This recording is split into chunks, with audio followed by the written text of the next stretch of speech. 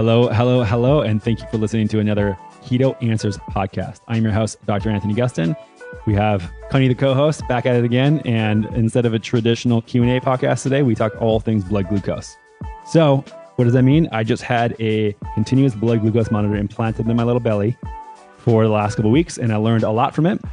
So we talk about why it's important to keep glucose low, why it's more important to look at glucose instead of ketones, and then all the stuff that I learned from wearing this monitor for a couple of weeks. I learned so much that I'm going to keep it on for, I would say, an indefinite period of time, but a lot of stuff in here. So without further ado, I present you my discovery of glucose in the CGM. But before we get started, I have a huge announcement. This month of November, we have an exciting announcement. Perfect Keto bars have launched. That's right. It took me 18 months and 18 iterations to get this thing right. So I made a bar that tasted better than any bar, that has a consistency better than any other bar, and more importantly, does not change your blood sugar. It's one of the things that, or I guess mine in the team, so we tested it on ourselves. And for the entire month of November, we're doing a little promo. So if you use code KETOAnswers30, you can get 30% off a pack of bars that I guarantee you guys are going to love. So take a minute, try them out, and let me know what you think. All right, co-host Con, here we are. Here we are again. It's a new day. We're kind of doing a hybrid educational podcast, conversation podcast, Q&A podcast. I, for the last couple of weeks, have had a device implanted into my fat little belly. I'm so jealous. And what this device is a continuous blood glucose monitor that samples my blood real time and spits out onto my iPhone or watch a graph of my blood sugar. And I've been posting a lot about this on Instagram of stuff that I've noticed, how different things affect me. And so I thought I'd just rip into it and explain a lot of it and maybe have a conversation and record it so other people can learn. It's fascinating. Like, I keep checking your Instagram, waiting to see what's next. Well, it's off now. So it ran out, and I knew it was going to be a robot this week. So I just kept it off, and I'll put it back on next week. So, and Martha was a little, she wanted it off for a little bit. You know what I mean? Gotcha. Right. So why measure blood glucose? I actually think that blood glucose is more important than ketones measure, far more important. This is a much, much larger conversation. I don't think ketones are really important to measure for a few different reasons. One, it's just an indication of what's floating around in your bloodstream, not necessarily how much you're using, where you're using it, when you're using it. It's just how much free beta hydroxybutyrate essentially is floating in your bloodstream if you are measuring it with a blood test. If you measure it by a urine test, it is whatever is spilling over into your urine, which also isn't really a good indicator long term, as that stuff, like your body becomes efficient at utilizing ketones and regulating the amount of ketones you need. So that way you'll stop spilling over into your urine. So that's not a good indicator. If you're doing it by blood test, it's just how much blood ketones you have circulating around. And that can change over time too. So if you get quote unquote more keto adapted, you are going to have your body's going to go, okay, on average, I only need X amount of ketones in my bloodstream at any given time. Therefore, I'm going to titrate down or up depending on that. Or your muscles or your tissues will say, okay, I need this much, and that's how much is going to be produced. And so your body doesn't infinitely produce them. And that's why, I mean, there's a lot of different regulatory loops here. But it's just, once you're either in ketosis or out of ketosis, like those are the things that matter. It's not the level of ketones that matter or you have any bearing in your success with the ketogenic diet. Gotcha. I'm kind of like at that place where I keep testing my ketones, but I don't really know what to do with the information. Right. Nothing. And so this is where, after, I would say, I mean, the clinical cutoff is 0.5. Some people like to get a little more aggressive and have that at about 1. There is no sweet spot per population. This is more of an individual thing. I generally feel best mentally at around 2.0, but I can't really get there with just nutritional ketosis. I haven't been there in a while. Yeah. Unless I'm fasting or taking exogenous ketones, like fasting for several days or taking ketones, I don't get that level. But that's where I feel best mentally. Just as far as overall energy day to day, I feel fine and no different whether I'm at 0.5, 0.8, 1.0, 1.8, 2.5. And this is the thing too, like you want to calibrate and see, so that way maybe you do some fasting or you maybe do some exogenous ketones to bump that up. That's totally fine and fair. But other than that, it just doesn't matter. The feedback is so long that, for instance, if I was in ketosis now and I ate sushi tonight, well, my ketones may be down for 2 days. So if I test it in 2 days, I don't have that feedback loop of, oh, this just happened, therefore my ketone levels has changed. So your metabolism can switch, and this is why this is not like a good feedback loop. And with nutrition and stuff like this, you want the feedback loop to be as tight as humanly possible.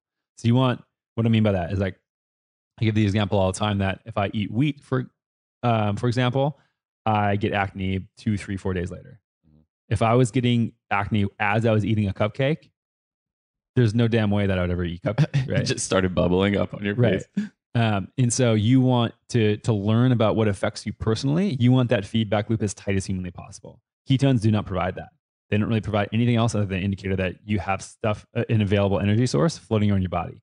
Even when you're first getting into ketosis, you may have a high level amount, but unless you have certain transporters on your cells that take that energy up and utilize it to produce ATP, you're technically not, are in ketosis from a meter, but your muscles... You're surrounded by ketosis. Yeah, exactly. But you're not actually using ketones for anything. And so that's why we call it fat adapted or keto adapted, which for the first time may take, 2, 4, 6, 8 weeks to become adapted to. So again, that's a totally individual thing. But again, it's not really a marker that tells you that much stuff. That's why I just think that ketone meters are generally overrated. They can be useful in certain circumstances, like if you want to correlate glucose and ketone and use like a glucose ketone index, which can be they've shown certain thresholds are really great at treating cancer, specifically with Dr. Thomas Seyfried's work, also with seizure control, stuff like that. Like the ratio of ketones to glucose is super important. But other than that, it's kind of an irrelevant number. Can you talk about that? Isn't it like the ratio of glucose to ketones that's going into the therapeutic effect of your fast? Not necessarily. It depends on what you want to get out of a fast. And this is like, people get this question all the time, which we're going to have to do an episode on, which is, what breaks my fast? Is this break my fast? I mean, we touched on a little bit last episode, but nothing to the degree of like, well, what is your goal? What are you trying to do with a fast? Is it you trying to regulate circadian rhythm and do stuff that like Sach and Panda's trying to do? Are you trying to extend your lifespan? Are you trying to prevent cancer? Are you trying to treat cancer? Like what are you trying to do with it? It's a tool just like anything else, and how are you going to use it? And so when you're looking at therapeutic levels of ketones to glucose, the research from Seyfried shows that essentially if your ketones measured on millimolar versus your glucose measured on millimolar, so if you want to do that, if you're in the US, you're getting milligrams per deciliter on a glucose meter, you just divide that by 18. And then let's say your ketones are at 2, and then your glucose is at 4, you'd be at 0.5. Gotcha. Or that would be a 2.0 glucose ketone. So it's glucose divided by ketones. So that'd be 2.0. And the closer you can get that to 1 or more, the better for treatment of cancer, specifically is what he's shown in his lab. So again, it's totally dependent on a very specific subset of like why you're trying to use that tool. Why I think that glucose is more important is because it completely shortens that feedback loop. So if you eat a food, you can tell immediately, like you can have a baseline of glucose floating around your bloodstream, which by the way, people think that like when you eat a ketogenic diet, you don't eat any carbs. It's totally true, or relatively true as far as like the amount of carbs you eat.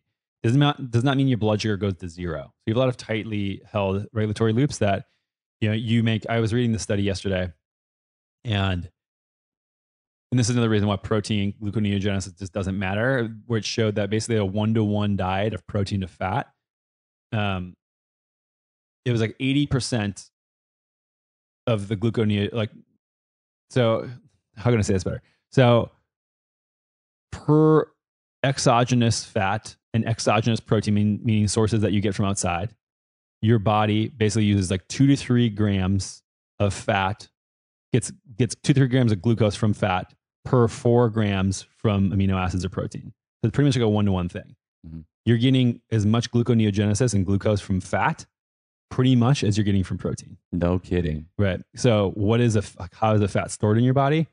A triglyceride. What does that mean? What is that? 3 fatty acids and a glycerol backbone. Right. And the glycerol backbone is what then can be turned back into glucose. So, I mean, glucose is important. You need this and you need it stable for a lot of different bodily processes. So if it went to 0, you'd die. Most people, if they went to below like 60, they'd feel really awful. And if it went below 40, they'd pretty much be in a coma. Anything below that they would die.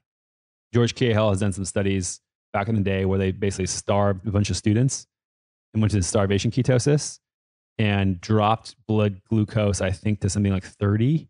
What? And the people were totally fine and normal. So you can buffer that range, the safe range of glucose, but generally, and so I think they did that by injecting them with insulin and stuff like that, purposefully decreasing their glucose. Okay. In normal states, it doesn't happen. And so even when I fast for 5, 6, 7 days, my blood glucose stabilizes around 60, mid 60s, low 70s. Mm-hmm. If not, if I'm just eating regular food, it's like high 70s, low 80s. So why is it important? The feedback loop, obviously you can tell what foods you're eating and how they affect you. But also this is a better indicator of health overall. I was chatting with a podcast the other day with Dr. Peter Attia, who has an outlook on a very sensible and statistical outlook on basically how you're going to die, right? And longevity is extending, basically delaying the disease that you get instead of trying to add on extra things. And so the main 3 things that people die from are like heart disease or atherosclerotic based things, neurodegenerative disease, or cancer.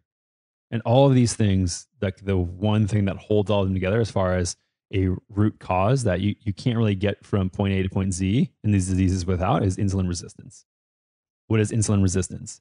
Well, when you have a lot of high blood sugar, your body secretes insulin to then put that away, because blood sugar, when it spikes in your bloodstream, if you were to have over a couple extra teaspoons of glucose in your bloodstream, you die. And so your body wants to get that out and put it different places and handle that. If you're chronically elevating that and having insulin go up, your body does not sense the mechanism of, okay, there's insulin, we should respond to it. And so you need to secrete more insulin and more insulin and more insulin. This obviously we know is diabetes. So when that stops happening, when you start getting insulin resistance, that's type 2 diabetes, and you have to start taking more and more insulin, or that's a standard of care, which is ridiculous. It's not how do we stop the need for insulin. And this kind of predisposes you to essentially every chronic disease that we know of. So when you're more insulin resistant, do you have a much higher baseline of blood glucose? Totally depends for the person. So some people, they respond really well to this.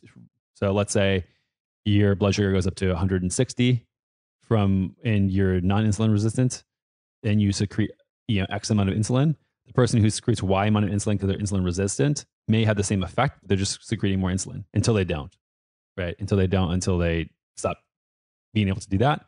And so this, though, is like one of the closest. So then you go, okay, generally speaking, how does insulin resistance happen? Okay, from chronically elevated blood glucose levels. And so you can just really easily make this path all the way backwards, that to prevent chronic disease, let's keep insulin, the area under the curve of when we're secreting insulin, as low as humanly possible. So let's not secrete insulin if we don't have to. Then how do we secrete insulin? By having high blood glucose. So how do we keep insulin low? Well, by keeping the area under the curve of glucose as low as humanly possible. Okay? Very easy to understand, right? So if you eat foods, they increase your glucose over and over and over again. That means that they're also increasing insulin, which also increases risk for any chronic disease possible. Would you be willing to take me through a typical day, like what I might experience for insulin secretions? Like, does it rise in the morning? Does it rise at my workout? Does it rise at my specific meals? Yeah, I mean, so this is the question, probably like what affects blood sugar, insulin levels, right? And there's a lot.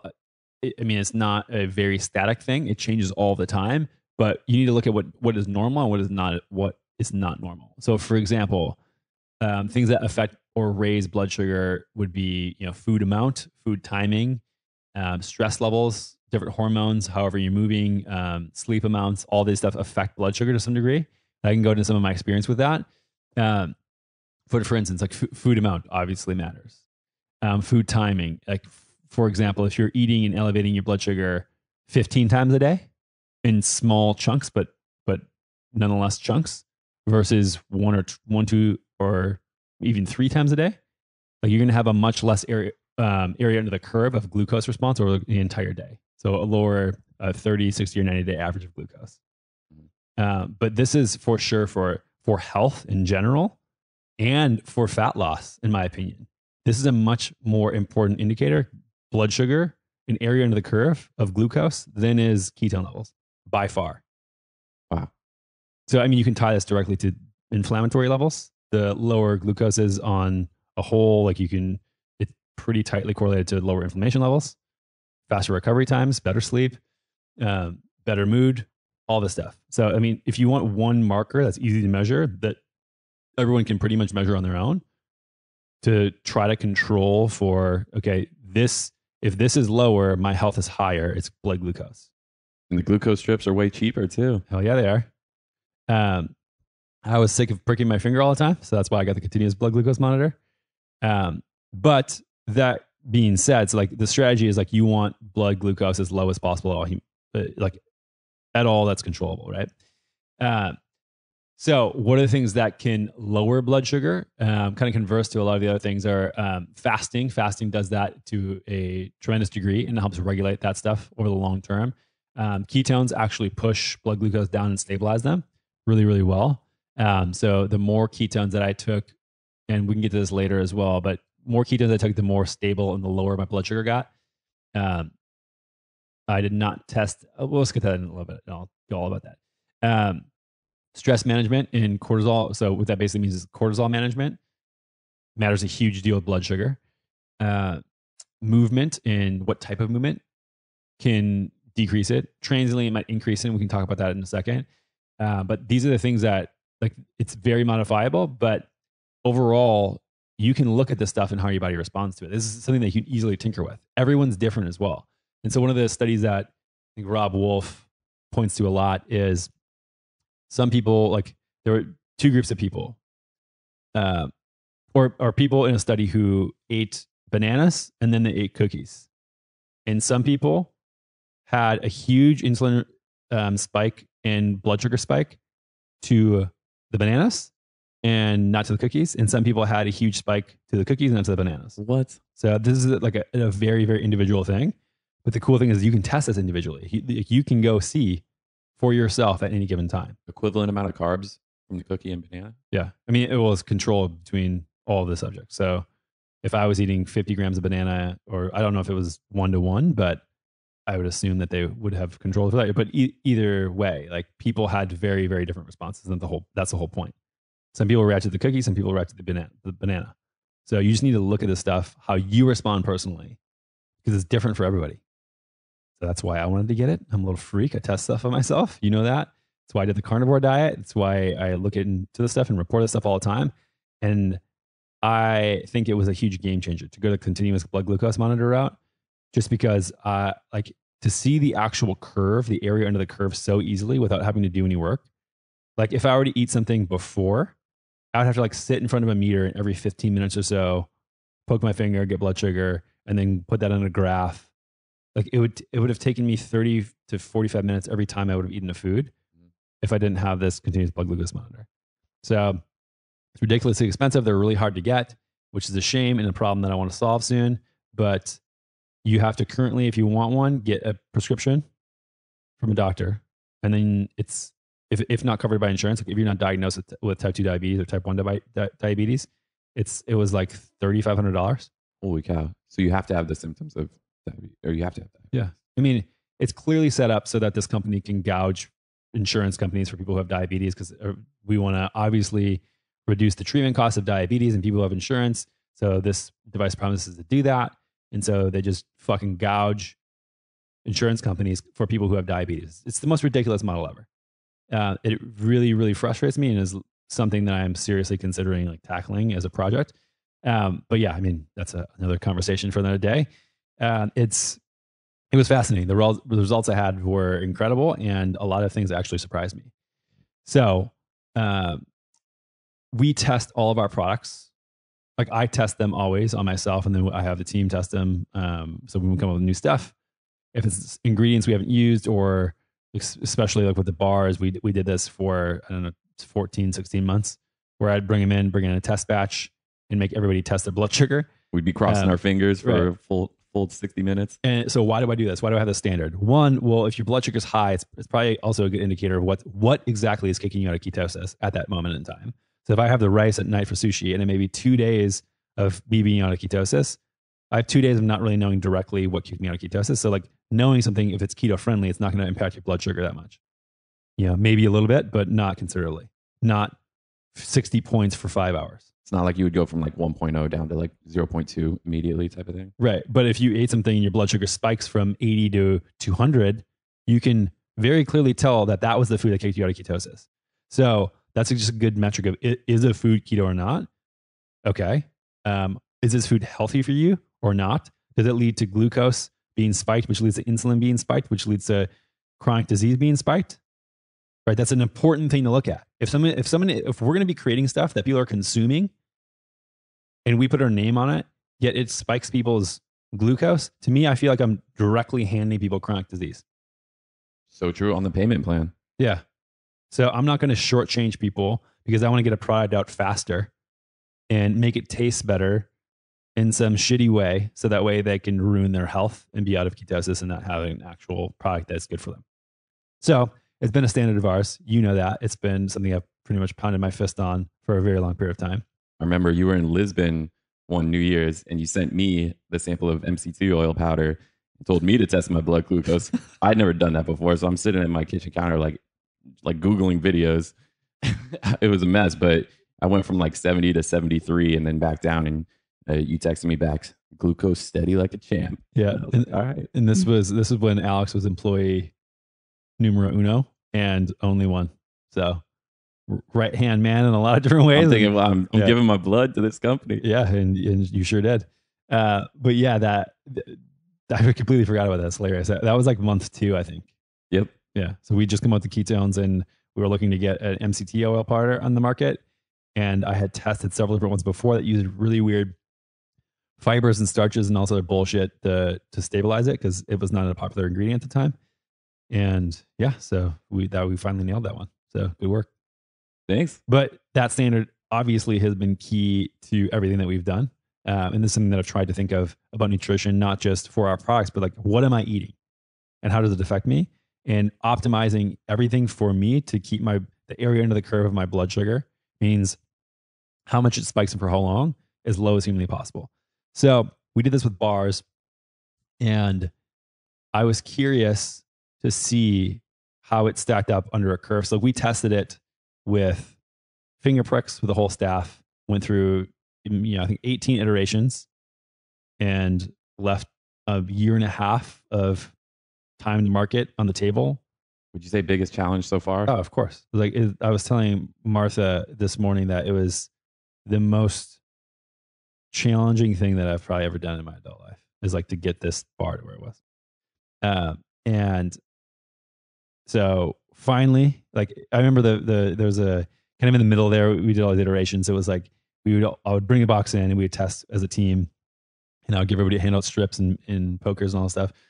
And a few of them were like, it would be like the first 20, 40 minutes. It'd be like, yeah, nothing. We're good. Yeah. We're good. And then 60 minutes and 140 minutes and all that stuff, like spikes. I'm like, oh. And it was like I was a kicker and lost the Super Bowl on the last kick. How everybody would come over to me and be like, it's okay. It's okay. You don't always win. And it was just hanging in my head. Like this happened for months after months after months. And we finally nailed it and rejoiced like little girls, laughing, jumping up and down. It was amazing. So finally nailed it. I was curious to see though, what does that look like? Like, am I missing anything? Like, is there anything weird going on? Final check. So I wanted to do the CGM so that way I could see the total graph. So I did it, and it was pretty much flat line graph. Like it looks basically the same as if like I'm sitting for a while, then I get up and walk, which because you have a little bit more blood flow, your blood sugar goes up a tiny little bit. So that's essentially what it looked like. So I think the first test was with our bar, and it went from blood sugar was 80 to 84 to 83 to 82 and then 80 within like 30 minutes. And so I was like, okay, success. Like much success. Yeah, I've been very, very nervous that for some reason it's all been a dream, and I was gonna wake up to a nightmare of them actually not being like this. And so I was okay.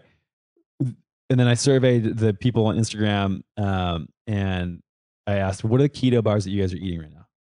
And I took the top 3 and I tested all of those as well. And the results were pretty startling. Shocking. Yeah, shocking. Bulletproof was one I did, which was quite disappointing because I've eaten a lot of those things. Like that's been my go-to bar if I wanted a bar in the past couple of years. They have a super clean ingredient profile. I actually really like Bulletproof as a company. I think they have really high standards for their ingredients, at least. I ate this bar, which is, low-ish carbs, low carbs. Like if I were to eat, I think it's like 5 or 7 net carbs from a Bulletproof bar. If I were to eat that in berries or something like that, no blood glucose response. Mm-hmm. It spiked my blood sugar, I think 60 points for 5 hours. What? Yeah, 5 hours. Like the area under the curve of that, I think was higher than anything I ate in that week and a half. I remember you being like, dude, I just want to eat a real meal. This needs to come down. Right. So like I wanted to track this stuff for a video that will be out by the time this podcast comes out. And because the blood sugar took so long to get back down, like I couldn't drink anything else. I couldn't eat anything else. I couldn't do anything else because I wanted to just have as many variables controlled for as possible.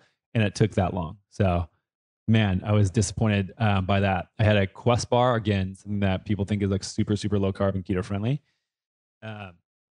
And that one spiked my blood sugar, I think 40, 50 points for 3 hours. A Dang bar, which they're coming with this fat bar. I think it's just launched. That's getting National Whole Foods rollout. That's like keto friendly, keto this, keto that. And it spiked my blood sugar pretty much the same as the Quest bar. So for 3 hours or so, 130, 140 from 80 as baseline, which is very sad and disappointing that like, I don't know if like we're the only company that does this and actually tests the products that we put out, but I was not like, I tested my ketone levels after these 3 days of eating those bars and I was not in ketosis. Really? Right. Yeah. And so you ate 3 total bars. 3 total bars. That's wild. All, advertises low carb, low net carb. Yeah. God, that makes me, I've always been skeptical and like that just ruins packaged foods for me pretty much. Yeah. So this is where it comes back to the point of like, you have to test yourself. And maybe people out there listening, maybe you test those bars and for you, they react completely flat. And that's fantastic. For me, every other bar, and I've done a bunch since then too. And same type of response. It's been like an average of like 40 to 50 points and that has stayed high like that for, I don't know, 2, 3, 4 hours. Other things that I learned. So yeah, I mean, that obviously was baffling to me. Like I was not expecting that amount of difference between them. So I was like, yeah, I know we nailed it. And I was expecting like maybe a 20-point jump for an hour or something like that. But yeah, it was pretty aggressive. And I'm not talking down on any of these companies, by the way. It's like, honest, like I said, like I was eating Bulletproof bars for the last couple of years. But for sure now that I know that, like I'm going to be changing the way I look at some of these different foods and like what I'm consuming. Like having your blood sugar spike 60 points for 5 hours is literally a difference between inflammation or not, and diabetes or not, and fat loss or not, and chronic disease or not. And I think it's an important point because we have a Facebook community and folks are always asking, well, what about this? And what about that product? And what about this food? And what about that food at this time of day? And the truth is you can just take control of it yourself. You can test yourself. Yep. And that's the whole thing that I want people to learn from this episode is that like, this is a very important marker that you can go buy a $20 meter at Walgreens with strips that basically cost cents and test this stuff. It's going to be less convenient than the ridiculous monitor that I got that just sticks on my belly. But it's very, very worth it to see how you personally react to some of these foods. Can I ask one thing? What might be the appropriate protocol for testing yourself? Yeah. So let's go through the rest of my results of like what I learned, and then let's go over like what people should do if they want to test. Another thing that I saw was ketones. Like I said, stabilized and lowered the baseline of my blood glucose pretty significantly. So you take exogenous ketones and it lowered the baseline. Yeah. So my glucose would be at like 85 or 80. And maybe like, I wouldn't say like not stable, but jump between that 90 and 80 and kind of like oscillate just depending on activities I do. Then if I were to have, so I had like a scoop or a scoop and a half of our exogenous ketones, it would go down and like stay like steady as a rock at like 70, like low 70s for 3 or 4 or 5 hours if I wasn't eating. And that's kind of like consistent with how I feel appetite wise when I have exogenous ketones as well. And so I'm not really 100% on the mechanism of that, rather than like your brain gets energy and knows it needs energy. So it kind of helps regulate the stuff. Your tissues have energy and you have a lot of appetite suppressant. So like that's pretty consistent with like the benefits I feel after I take ketones. I also had the HVMN or HVMN or human, their ketone esters, and it was way more extreme. So it took it from like 85 to like it's like mid 60s. Wow. But what happened is like so, and then I felt like I was like a fucking superhero. So like ketone esters are like they are a thing. They're extremely expensive. But what happened with those is like as I started to use up those ketones, I was feeling like super lethargic and low headed and like almost like I had a sugar crash. Yeah. Because what happens is like I think that the change in blood sugar and ketone levels is so rapid and so quick, and that your body would kind of burn through that. And I think they recommend this too, that like if you take those, basically it's like for physical performance, like for really crazy athletes, and you should probably take glucose with that. So that way, once you're done with the ketones, you have some glucose, so it doesn't push your ketone or your glucose levels down that much. But yeah, I mean, I felt like I was going to pass out after the ketones basically wore off because my blood sugar was still suppressed so low. When you take salts or esters, is it about like an hour that they're elevated? The ketones Afterwards? Yes. The ketones or the I guess for both. So you take glucose? the esters or the salts. How long does it elevate ketones? How long does it depress the glucose? For me, it's anywhere between like 2 to 7 or 8 hours, depending on like what I'm doing and how much of ketosis I'm already in. So like if I'm not in ketosis and I like work out hard and my muscles are metabolically active, then it's much shorter. If I'm already in ketosis, I'm hanging out, I'm working, and I take them, then it stays there for way longer. So I think it's just the metabolic demands and the metabolic flexibility you have for that instance. So yeah, ketones, you know, that has been shown in research, but clear that, you know, the salts that we have obviously decrease glucose, and the esters from human also decreased pretty radically the glucose. I also saw that weight training, if I did like strength training, like you know, an hour of pretty hard aggressive strength training, that those days my overall baseline would be way more stable and way lower than the days where I didn't. Like significant, like 15 to 20 points. So some of the days where like I didn't work out or like really do any movement stuff because the work has been crazy, my baseline of glucose would be around like high 90s or low 100s. The days where I got up at like, even though I got less sleep those days and woke up maybe at 5:30 so I could go hit the gym at 6, my blood glucose would be like stable at high 70s or low 80s. So it's almost like you're priming yourself to be more resilient to whatever. Yeah, I was actually shocked by that. Like now I make it a point, no matter what throughout the day, to I get some resistance movement in. And like I did it where I went in the morning and just did a salt bike for a while and some sprints and stuff like that. No effect, no change.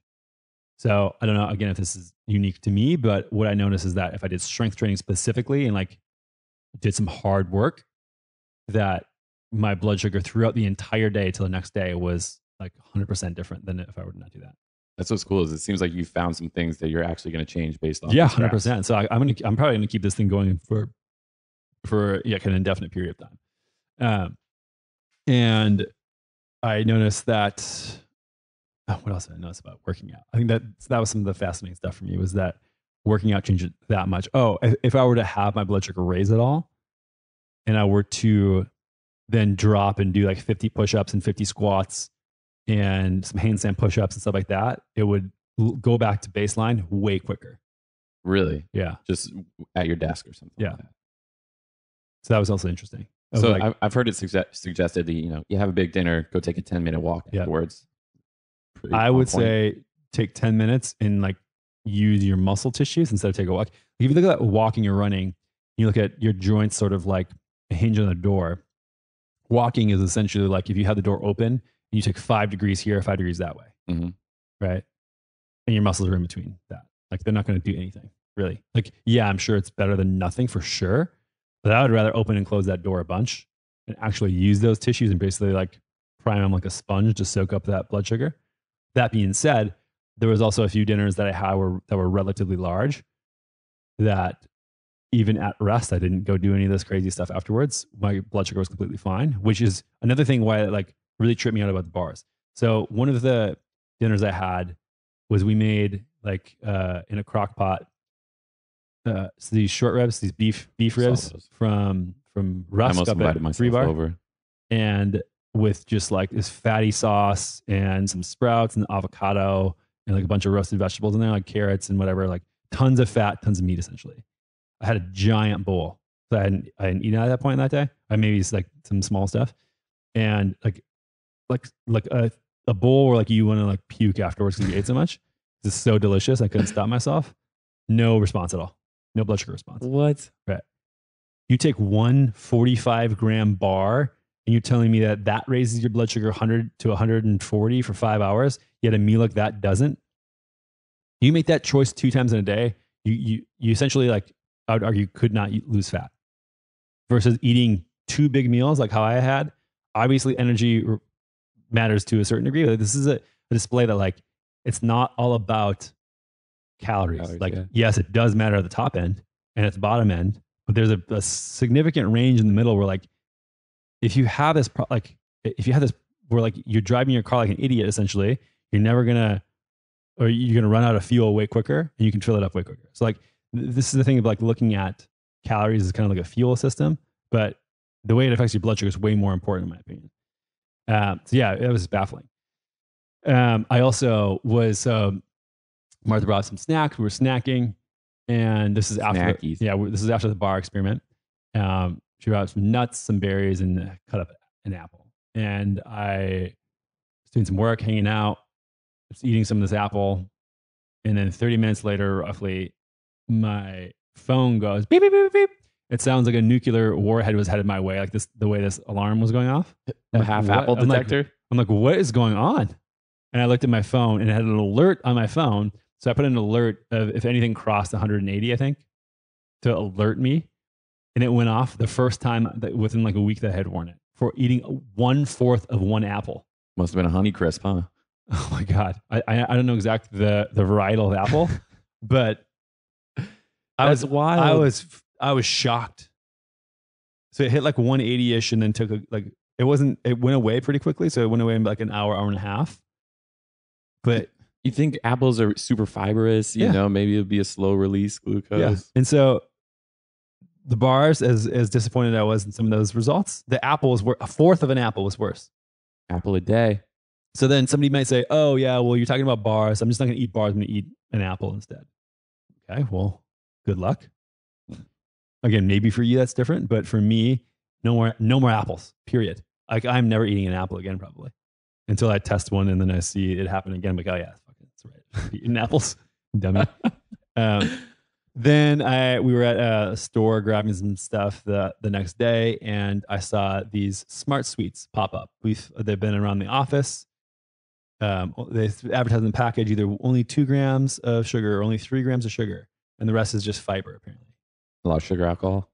Can't remember. No, it's like tapioca and chicory root fiber and all this other stuff, and then they sweeten it with either stevia or monk fruit. So I was like, oh, sweet.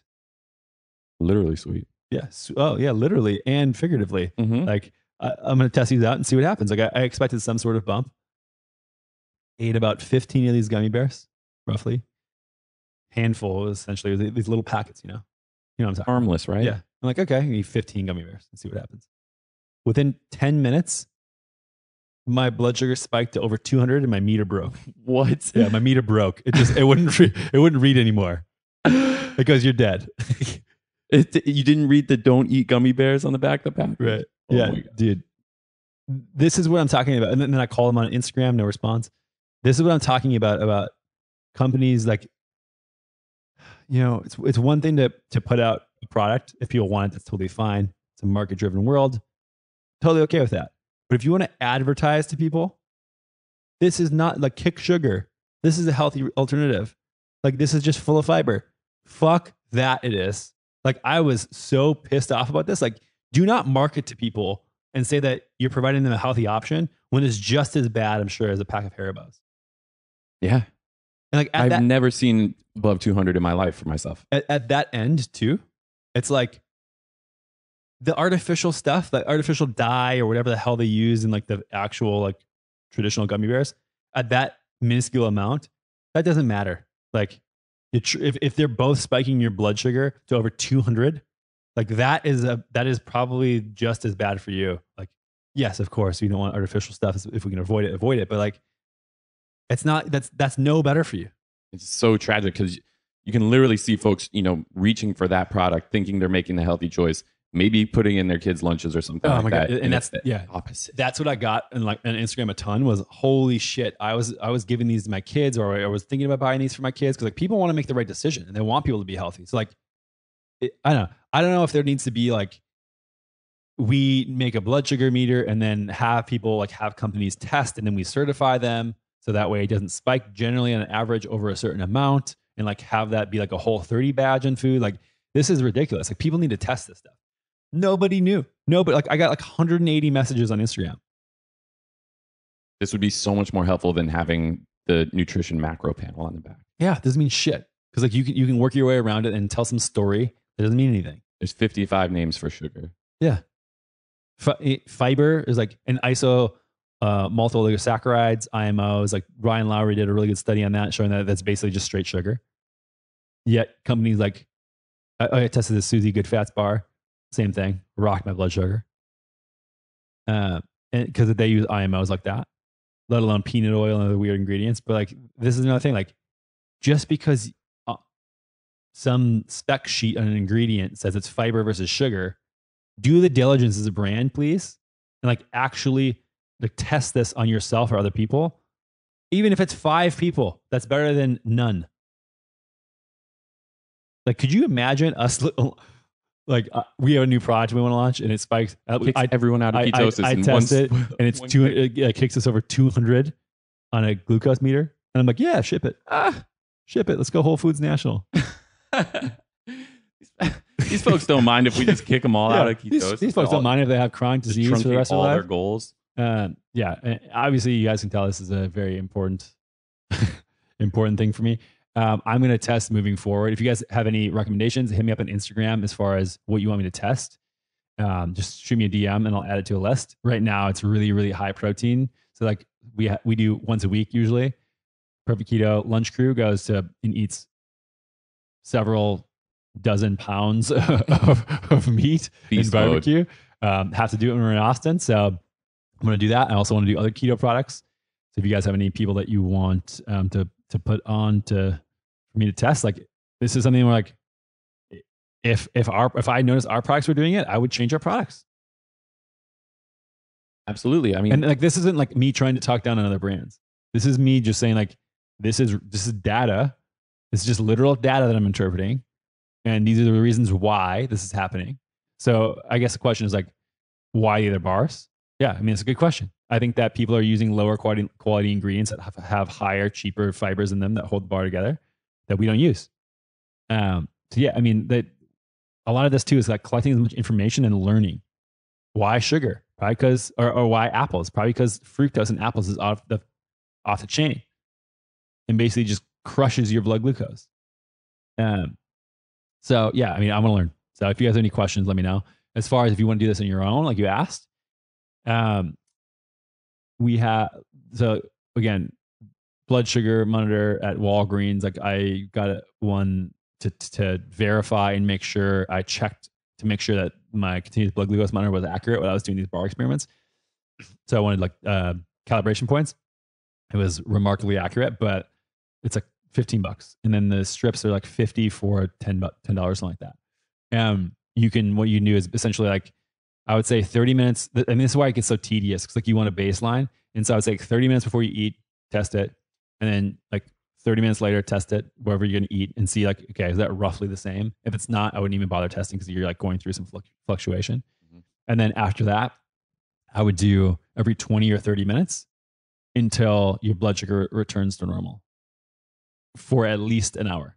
So that means like, 0 minutes is when you eat the food, then 20 minutes, then 40 minutes, then 60 minutes. And if it's still 0, then you're probably good to go. And this is why, like, when we did the bars, those other ones, if we just tested at 20 and 40 minutes, mm-hmm. and we wouldn't have got that third data point, we would have launched a product that's really bad for people. And so that's why I think that testing for at least an hour. And then if you're curious after that, you can go and do, 2 baseline, I mean, it's just, the continuous blood glucose monitor is so much better for so many different reasons. And it's just such a shame that it's not more available to people. If I'm testing myself, at what point say I'm testing a specific food, at what point of a blood glucose increase would you say, oh, that's kind of like a yellow light, or that's kind of a red light? You should be concerned about that level. Yeah, I think it depends on the baseline and a lot of other parameters. Like if you're at rest, it's the most amount of control of variables. I think that anything over about 2 hours to go back to baseline is a red flag. I think also anything that goes maybe above 120, if your baseline's roughly 80, is probably a red flag as well. Mm-hmm. I just, for my sanity and like how I want to treat my health, lower is always better for me. So I'm going to choose things for me that keep that curve. If I can go from 80 to 85 instead of 80 to 90, I'll choose that over the 80 to 90. And so, but anything like over like a 50% deviation from where you're at from baseline is pretty significant. So like if I'm at 80 and I go to 120, okay. And then it takes me 6 hours to get back to baseline, not great. If it takes 45 minutes, like, okay, area under that curve is not so bad. Mm-hmm.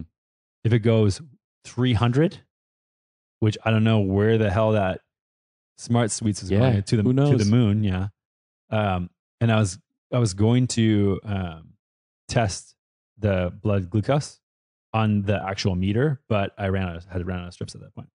I'm reading the Primal Fat Burner book, neurodegenerative, and she says that every blood sugar rise is an indicator of a minor emergency in your body that your body needs to take care of. Yeah, good pull. Okay. Good pull from that book. Yeah, so that's what I would recommend. So is that why? Sorry, is that why? Say I work out, or maybe I take a hot sauna. That might increase blood glucose. What happens there is more so increase of blood flow in general. So like you're using your tissues have more demand for glucose, as well as you have more flowing around your blood because your blood is moving faster. That's all there is to it. Okay. Yeah, and some stress response things can activate glucose or whatever, which is totally fine. It's like when I went in the sauna. So when I was strength training, it would go down and stay at around 70, and then I would go in the sauna at ABP, and it would go for like 30 minutes, and it would like steadily raise to maybe like mid 90s to 100, and then it would go back down when I got out and walked home. Mm-hmm. Which like those transient things from like regular stuff in life, don't worry about that stuff. I'd say it's interesting to see. It's interesting maybe then to see like, okay, after a sauna, then does that stabilize independent of working out? Maybe. Interesting. Yeah, so I'm going to test a lot more of this stuff moving forward, but yeah, so if you guys have any questions again about any of this stuff, or you want me to test anything in life, whether that's sauna, working out, different foods, different food products, let me know. Send me a DM on Instagram, Dr. Anthony Gustin. And then, questions, Alex? Good. That's it for me. All right, my man. Thanks for the assist on this one, and we will see you guys next time. All right, everyone. Thanks for listening to another episode of the Keto Answers podcast. I hope you enjoyed it, but even if you didn't, I would love a review. Go over to iTunes, wherever you listen to your podcast, and pop in a review so we can get found by more people, get better guests, have the information that you need. So please go to iTunes, wherever you listen to your podcast, and leave us a review. And if you're new to keto, head on over to perfectketo.com/podcast and enter your email for all our top tips and guides on getting started with the ketogenic diet. Thanks, and we'll see you next time.